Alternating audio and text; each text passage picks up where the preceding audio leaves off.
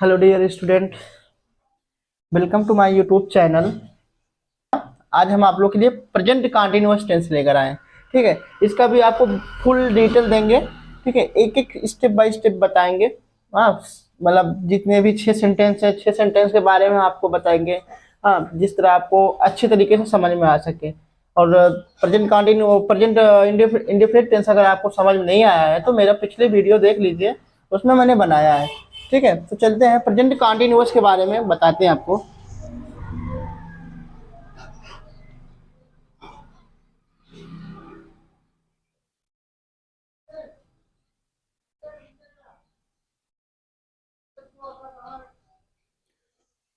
Continuous मतलब होता लगातार, यानी कि जो काम जारी रहे। ठीक है, उसको हम बोलते हैं कॉन्टिन्यूअस।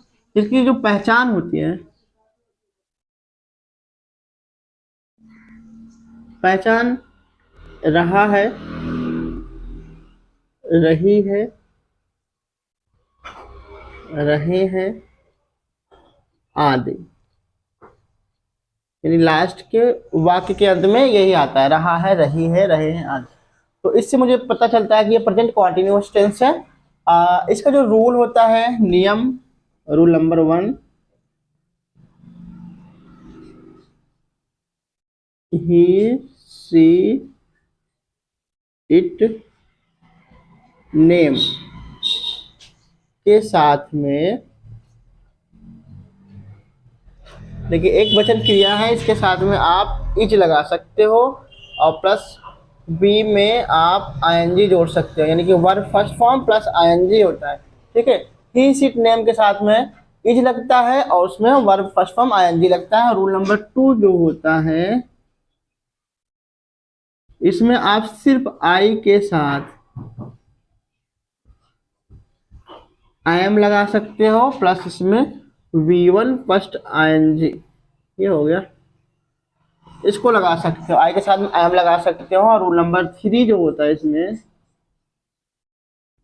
इसमें आप यू, वी, दे, ये वर्ड बचा है, इसके साथ आप के साथ आर लगा सकते हो plus V1 first plus ING, ये हो गया। यानी कि सबका रूल हमने लिख दिया। देखिए ये जो है, ये अफर्मेटिव सेंटेंस के लिए बनता है, यानी अफर्मेटिव सेंटेंस के लिए, सकारात्मक बात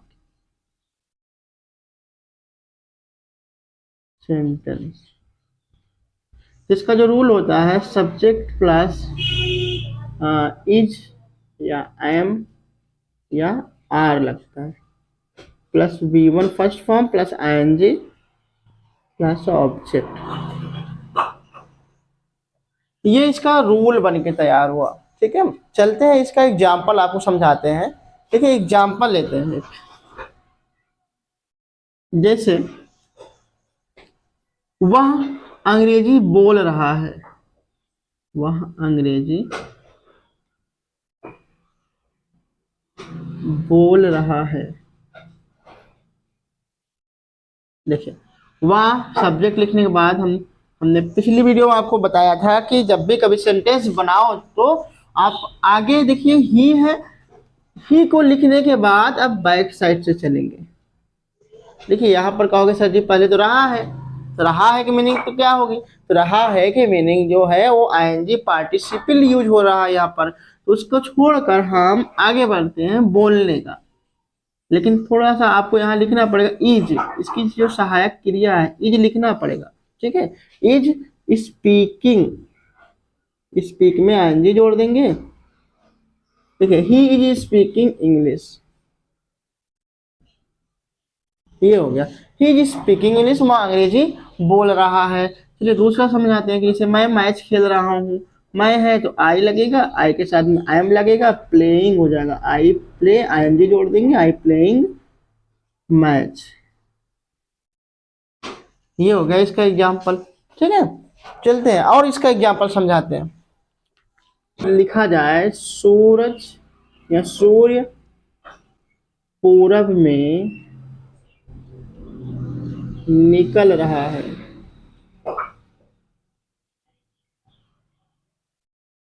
ये सूर्य पूरब में निकल रहा है। चलिए इसके बारे में हम आप लोग को समझाते हैं। तो ये आप लोग बता सकते हो कौन सा टेंस है। इसमें देखो निकल रहा है, आप कहोगे सर जी तो ये कंटिन्यूअस टेंस है। ठीक है, चलो हम इसको समझते हैं, इसको बना लेते हैं। यानी कि the sun is rising in the east. ये the sun is rising in the east आप इसको बना सकते हो, लेकिन एक थोड़ा सा अगर गहराई में जाएंगे तो इस टेंस को हम मतलब सूर्य पूरब में निकल रहा है, ये जो सेंटेंस है हम इसको कॉन्टिन्यूअस नहीं मानते। क्यों नहीं मानते समझिएगा, बहुत टॉपिक की बात है। आप इसको बोल सकते हो कॉन्टिन्यूअस के रूप में, आप इसको समझ सकते हो कॉन्टिन्यूअस के रूप में यूज कर सकते हो, लेकिन इसको अगर गहराई में सोचेंगे तो ये नहीं होता है। क्यों? देखिए जो कॉन्टिन्यूअस निकल रहा है, देखिए सदी सूर्य तो आज से सूर्य तो निकल नहीं रहा है, सूर्य तो सदियों से निकल रहा है। हाँ, जो निकल रहा है और निकलता रहेगा फ्यूचर में भी हमेशा, वो हमेशा एक स्थान पर अपना वो रहेगा और वो निकलता रहेगा फ्यूचर में भी। और मतलब जो सदियों से चलता आ रहा है, ठीक है, जो सदियों से चलता आ रहा है हम उसको क्या बोलते हैं कि उसको प्रेजेंट टेंस में भी उसको हम क्या करेंगे, उसका यूज कर सकते हैं प्रेजेंट टेंस में। देखिए प्रेजेंट टेंस यानी कि जो सदियों से निकल रहा है, यानी कि ऐसा तो नहीं है कि आज निकला है कल गायब हो जाएगा। तो जो सदियों से परंपरा चली आ रही है उसके लिए हम उसको प्रेजेंट कॉन्टिन्यूअस के रूप में भी लिख सकते हैं। लिखेंगे द सन एराइज, तो एराइजेज हो जाएगा इन द ईस्ट। ईस्ट ये आप इसको जो अगर हिंदी लिखा है सूर्य पूरब में निकल रहा है, सूर्य पूरब में निकल रहा है, अगर आप इस तरह बना दिए the sun rises in the east, wrong नहीं होगा। लेकिन कुछ लोग क्या करेंगे, वो आपका टेंस को गलत बता देंगे। क्यों? क्योंकि बोलेंगे यहाँ पर निकल रहा है, आप आईएनजी नहीं लगाए हो, हाँ इसके साथ में इज नहीं लगाए हो। तो कोई बात नहीं, आप किताब जिसे आप किसी का टेंस बना रहे हो, कोई आपको एग्जाम्पल दे दिया तो आप उसको उसी भाषा में जवाब दो जिस भाषा में वो समझाया है। लेकिन ये जो है ये प्रेजेंट टेंस में भी आता है, इसकी हिंदी समझ जाइए। सूर्य पूरब में निकल रहा है यानी कि आज से थोड़ी निकल रहा है, वो निकलता था, निकलता है, निकलता रहेगा हमेशा से, तो उसको हम प्रेजेंट इंडिफिनिट में बोल सकते हैं। ठीक है, चलिए और इसका एग्जाम्पल समझाते हैं।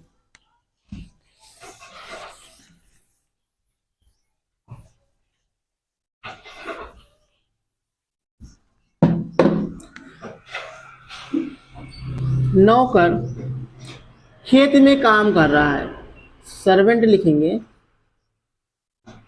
सर्वेंट, या आप लिख सकते हो पिताजी खेत में मेहनत कर रहे हैं, मेहनत कर रहे हैं। तो father, father is doing work in field. देखिए इसमें कितना अच्छे से बन गया, यानी father is doing work in field. देखिए पिताजी खेत में काम कर रहे हैं। चलिए और एग्जांपल लेते हैं। मेरा दोस्त मुझे बुला रहा है, my friend is calling me. मेरा दोस्त मुझे बुला रहा है, ठीक है। पुलिस चोर को ढूंढ रही है, लिखेंगे पुलिस इज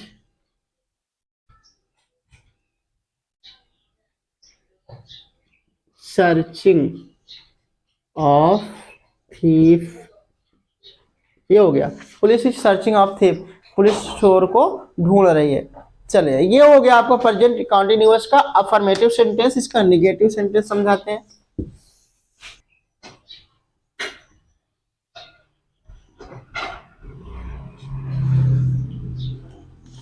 ये सब्जेक्ट इज एम और plus not V1 first form ING plus other word, यानी इज के साथ में नॉट लगेगा, एम के साथ में नॉट और आर के साथ में नॉट लगा सकते हो आप। ठीक है, एग्जाम्पल लेते हैं, जैसे वह भोजन नहीं कर रहा है, लिखेंगे ही इज नॉट, करने का यहाँ पर ईट लगाएंगे, फूड आईएनजी लगा देंगे इसमें, ईटिंग फूड, वह भोजन नहीं कर रहा है। आप इज नॉट को इजेंट पढ़ सकते हो, देखिएगा इज नॉट को इजेंट, आर नॉट को अरेंट पढ़ सकते हो, हाँ, एम नॉट को अमेंट अमेंट पढ़ सकते हो, शॉर्ट में इसको बोल सकते हो, ठीक है। जैसे तुम मुझे अपनी किताब नहीं दे रहे हो, तो you are not giving me your book, ये हो गया, you are not giving me, sorry, you are not giving me your book, तुम मुझे अपनी किताब नहीं दे रहे हो। और लिखते हैं वह ट्रेन का इंतजार नहीं कर रहा है, लिखेंगे he is not waiting the train. इस तरह से ये इसका निगेटिव बनेगा। फिर इसका इंट्रोगेटिव समझाते हैं। ये है सिंगल इंट्रोगेटिव का सेंटेंस, ठीक है। इसका एग्जांपल लेते हैं, क्या वह मेरे साथ घूम रहा है, लिखेंगे is he walking with me. देखिए क्या लग गया, तो क्या से क्या होता है, ये सारे सेंटेंस में जो भी सब्जेक्ट आएगा उसके साथ में उसका हेल्पिंग वर्ब आगे आ जाएगा। चलिए और देते हैं, क्या तुम क्या तुम मेरे साथ, या लिखेंगे क्या तुम सच में वहां जा रहे हो, क्या तुम सच में वहां जा रहे हो, लिखेंगे क्या तुम सच में वहां जा रहे हो, तो you are you really going to there. देखिए ये वाक्य इसके साथ लगा सकते हो, या लिख सकते हो are you going to really there. देखिए इस सेंटेंस में थोड़ा अच्छा कम लग रहा है बोलने में, are you going to really there, हाँ, यहाँ पर are you really going to there, ये राइट है। जो बोलने में मुझे अच्छा लगे मैं उसको यूज करूंगा, ठीक है, इंग्लिश में बोलने से ही अच्छा लगता है। चलिए और लिखते हैं, जैसे क्या मेरी बहन मुझे क्या मेरी बहन मुझे उपहार दे रही है, लिखेंगे is my sister giving me prize, ठीक है, is my sister giving me prize, ये हो गया, या गिफ्ट कह सकते हो,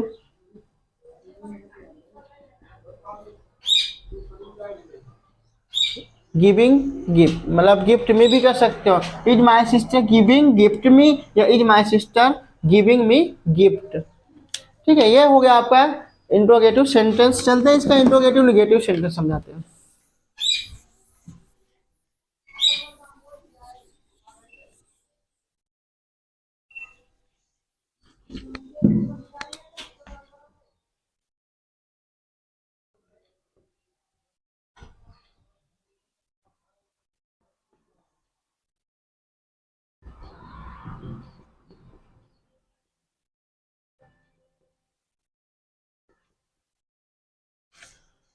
हाँ ये है इंट्रोगेटिव निगेटिव सेंटेंस। तो इसका एग्जांपल लेते हैं हम, क्या डॉक्टर मरीज का इलाज नहीं कर रहा है, तो लिखेंगे इज द डॉक्टर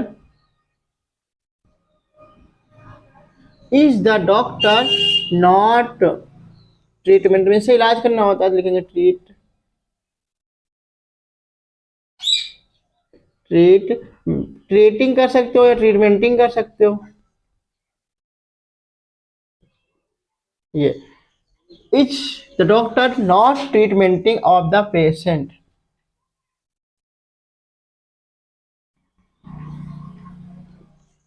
ठीक है, is the doctor not treatmenting of the patient. तुम क्या तुम कपड़े धो रहे हो, सॉरी क्या तुम कपड़े नहीं धो रहे हो, लिखेंगे are you not washing the cloth. इस तरह ये एग्जाम्पल बना। और लिख सकते हो एक दो, क्या लकड़हारा जंगल में लकड़ी नहीं काट रहा है, तो लिखेंगे is the wood cutter, is the wood cutter not cutting would in forest. Is the wood cutter not cutting would in forest. और इसका एग्जाम्पल बना सकते हो एक दो, आई आई नॉट राइडिंग बाइक। क्या मैं बाइक नहीं चला रहा हूँ, क्या मैं तुम्हें पैसा नहीं दे रहा हूँ। आई नॉट गिविंग यू मनी। इस तरह से हमारा इंट्रोगेटिव निगेटिव सेंटेंस बनकर रेडी हुआ। अब चलते हैं इसका WH का इंट्रोगेटिव समझाते हैं। ये है WH, is am are verb subject verb first form ING other word. तो WH में हमने समझाया था पिछली क्लास में और पिछली वीडियो में कि WH का मतलब होता है what, where, when, why, how much, how many. ये सारा सेंटेंस जो होता है उसको आगे लिखा जाता है, उसको बड़ा इंट्रोगेटिव क्वेश्चन मार्क बोल सकते हैं। जैसे तुम क्या कर रहे हो ना, क्या जो देखिए आगे क्या आता था, तो इज एम आर में से कोई आता था, अब बीच में क्या आ गया तो उसमें क्या होगा, उसमें से जो क्या का मीनिंग होती है वट उसमें को वो आगे लगाना पड़ेगा आपको। लिखेंगे वट। अब देखो तुम क्या कर रहे हो, तुम है तो आर लगा देंगे इसके साथ में, what are you doing. What are you doing लगा सकते हो। और एग्जांपल लेते हैं, तुम कहाँ जा रहे हो, तो where are you going, where are you going. अगर कोई पूछा तुम कहाँ जा रहे हो तो इसको क्या बोलेंगे, बोल सकते हैं मैं बनारस जा रहा हूँ, I am going to Banaras. मैं लखनऊ जा रहा हूँ, I am going to Lucknow. मैं प्रयागराज होम, ये बना सकते हो। या I am coming to home from Prayagraj, I am coming to home from Prayagraj. तुम कौन सी गीत गा रहे हो, तुम कौन सा गीत गा रहे हो, तो लिखेंगे which are you singing song. Which are you singing song, तुम कौन सा गीत गा रहे हो, तो आप उसका आंसर दे सकते हो I am not singing a song, मैं गीत नहीं गा रहा हूँ। I am not singing a song, अगर गीत गा रहे हो तो आई एम, मतलब जो सिंग का बात, मतलब जो गाने की बात हो उसको आप बता सकते हो ना। गाँव कब आ रहा है, वह अपने गाँव कब आ रहा है, लिखेंगे मतलब when is he coming to his home, when is he coming to home, is home, वो अपने घर कब आ रहा है या वो अपने गांव कब आ रहा है। अगर गांव बोलेंगे तो आप लिख सकते हो विलेज। वह अपने गांव कब आ रहा है या वह अपने घर कब आ रहा है, तो when is he coming to his home या विलेज कर सकते हो। चलिए इसका इंट्रोगेटिव निगेटिव सेंटेंस समझा देते हैं। अपना दरवाजा क्यों नहीं बंद कर रहा है, वह अपना दरवाजा क्यों नहीं बंद कर रहा है, तो लिखेंगे why is he not shutting his door. ये हो गया, why is not shutting his door. तुम अपना काम पूरा क्यों नहीं कर रहे हो, लिखेंगे वाई आर यू नॉट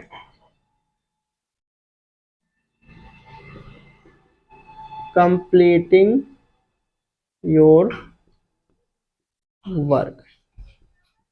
ठीक है, यू के साथ में अपने के लिए योर लगता है। ठीक है, तो why are you not completing your work, और कह सकते नहीं जा रहे हो तो कुछ भी आप इसमें बना सकते हो। अगर हमने कैसे बोल दिया तो लिखेंगे हाउ आर यू नॉट